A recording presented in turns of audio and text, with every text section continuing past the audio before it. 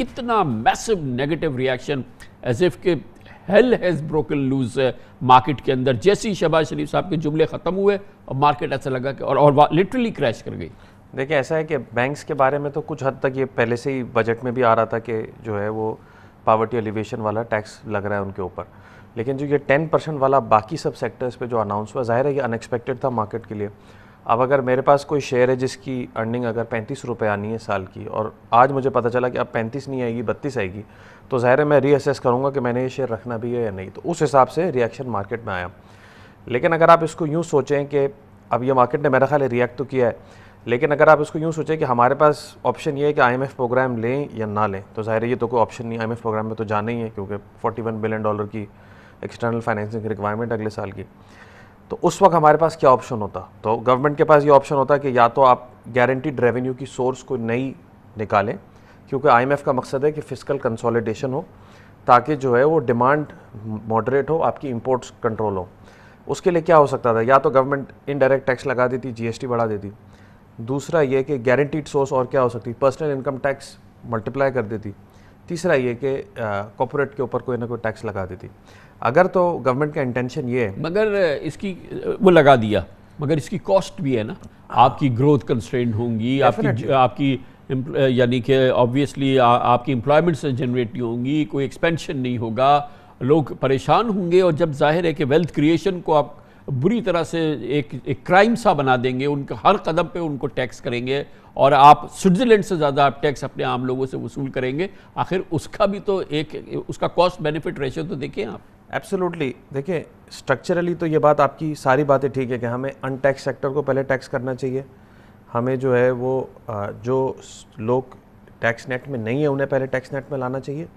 یہ ساری باتیں. مگر وہ جو ہے جو ملٹی بلین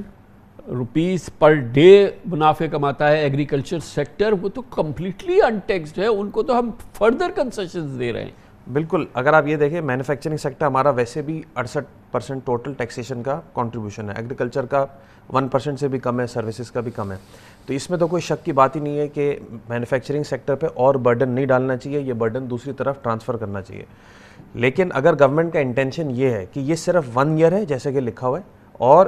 اگلے سال یا 2 سالوں میں ہم نئی سورسز آف ریونیو تیار کر لیں گے جو کہ اس سیکٹر سے برڈن ہٹا کے دوسرے سیکٹرز پہ لے جائیں, جیسے آپ کہہ رہے ہیں کہ جو لوگ کیش میں ڈیل کر رہے ہیں یا ایگریکلچر ہے یا ریئل اسٹیٹ کو صحیح سے ٹیکس کریں,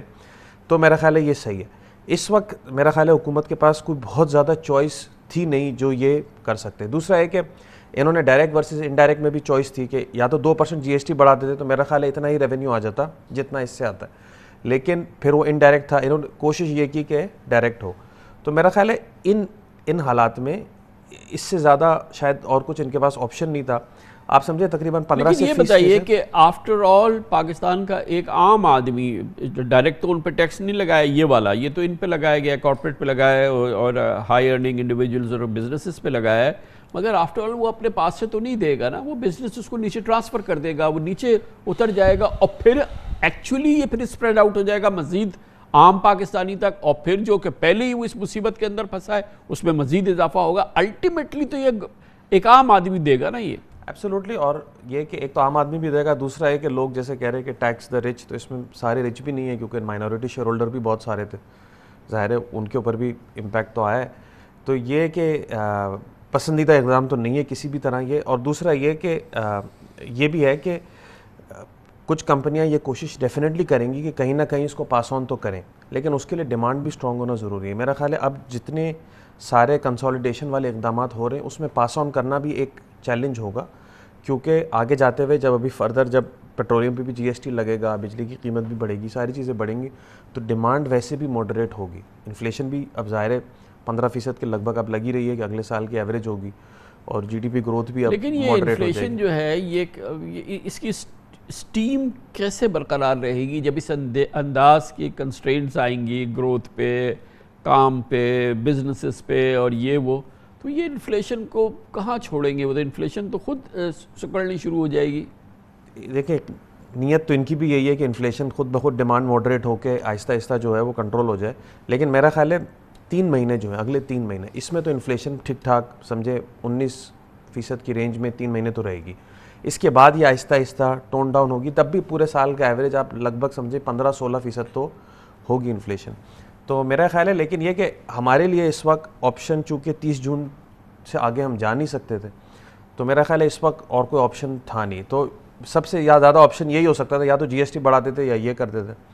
تو میرا خیال ہے اس وقت جو سچویشن تھی اس وقت یہی بچائے گا پاکستان کو یہ کچھ نہیں, صرف انٹرنیشنل آئل پرائسز ہی جو ہے وہ اس حکومت کے لیے بھی کوئی مدد کریں گے اور ایک عام پاکستانی کے لیے بھی, کیونکہ یہ 123 سے اب 110 آئی ہیں, اور یہ اوور آل جو انٹرنیشنل کلائمیٹ ہے, ریسیشنری باتیں ہیں, اسٹیگفلیشن کی باتیں ہیں, تو اس کے بعد اگر ڈیمانڈز کم ہوتی ہیں اور آئل پرائسز کم ہوتی ہیں تو پھر ایک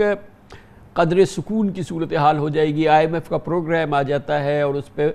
باقاعدہ پھر جو ایکسٹرنل ہماری لائبلٹیز جو ہیں وہ ایڈریس ہونی شروع ہو جاتی ہیں, تو پھر کہیں صورتحال بہتر ہو سکتی ہے. آؤٹ آف کوشچن نہیں ہے کہ یہ ایسا ہو جائے. ہاں, لیکن میرا خیال ہے کہ ہمیں تیاری تو اس طرح کرنی چاہیے کہ اگر خدا نخواستہ پیٹرولیم کی قیمت نہیں آتی نیچے, تو بھی ہم اس سچویشن سے کیسے اڈیپٹ کریں گے, کیونکہ یو نیور نو, کیونکہ جو فسکل سٹیمولس انہوں نے دیا ہے اور رشیا کی سچویشن ہے, یو نیور نو کہ شاید یہ قیمتیں ادھر ہی گھومتی رہیں فار نیکسٹ, کیونکہ اگر آپ جے پی مورگن سٹی ان کی رپورٹس دیکھیں تو وہ تو اوپر کی طرف کی باتیں کر رہے ہیں. تو ہمیں اپنا بجٹ یا سسٹینیبلٹی کویسچن پہ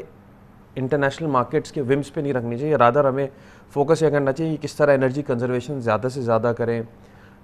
ورک فرام ہوم وغیرہ, یا 4 ڈے ورک ویک ہے, یا زیادہ سے زیادہ ریموٹ ورکنگ, یا کنزرویشن, ماس ٹرانزٹ پروگرامز, کچھ نہ کچھ کر کے آہستہ آہستہ اپنا فیول اور الیکٹریسٹی کے کنزمپشن کو کنٹرول کریں, تاکہ جو ہے ہم اس سچویشن سے ایونچولی باہر نکل سکیں یقینی طور پہ.